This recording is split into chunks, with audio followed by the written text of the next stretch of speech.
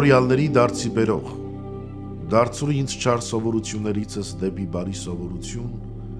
և բևեռիր հոգուս մեջ պահման սոսկալի օրը, գեհենի երկյուղը և արքայության սերը, որպիսի զղջամ մեղքերի համար և արդարություն գործեմ, և ողորմյա կորարածներին և ինձ բազմամեղիս։ Սիրելիներ, աղոթքը մեզ հիշեցնում է, որ մարդը հաճախ կապված է իր մեղավոր սովորություններին, որոնք դժվար է հաղթահարել առանց Աստծո օգնության։ Դարձուր ինձ չար սովորություններից դեպի բարի սովորություն։ Արտահայտությունը ցույց է տալիս, որ մեղքից հրաժարվելը պահանջում է ոչ միայն կամքի ուժ, այլև աստվածային միջամտություն։ Սա նշանակում է, որ փոխվելու համար անհրաժեշտ է հասկացողություն,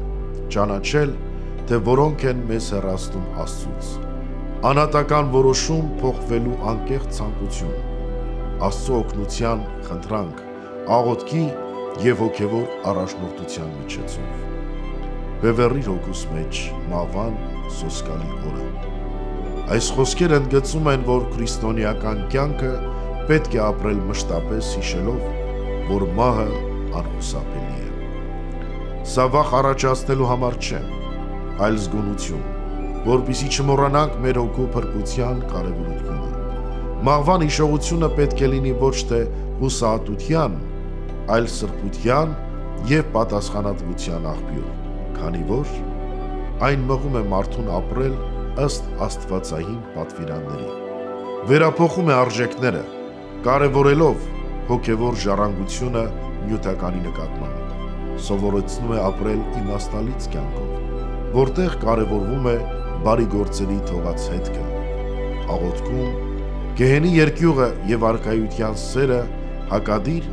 բայց փոխ լրացնող հասկացությունները։ Գեհենի երկյուղը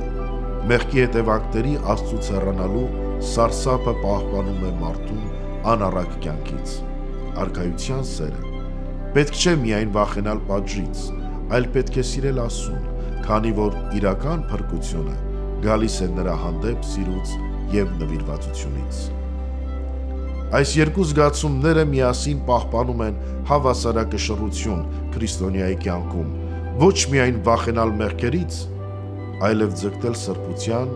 և Աստծո սիրուն։ Աղոթքի վերջին հատվածը մեզ կոչ է անում, ոչ միայն զղջալ, այլև գործել։ Արդարություն գործել, ապրել ըստ Աստծո կամքի, արդար լինել խոսքում, գործում ու մտքում, ողորմություն ցուցաբերել, սիրել մերձավորին, օգնել կարիքավորին, ներել ընկերոջը։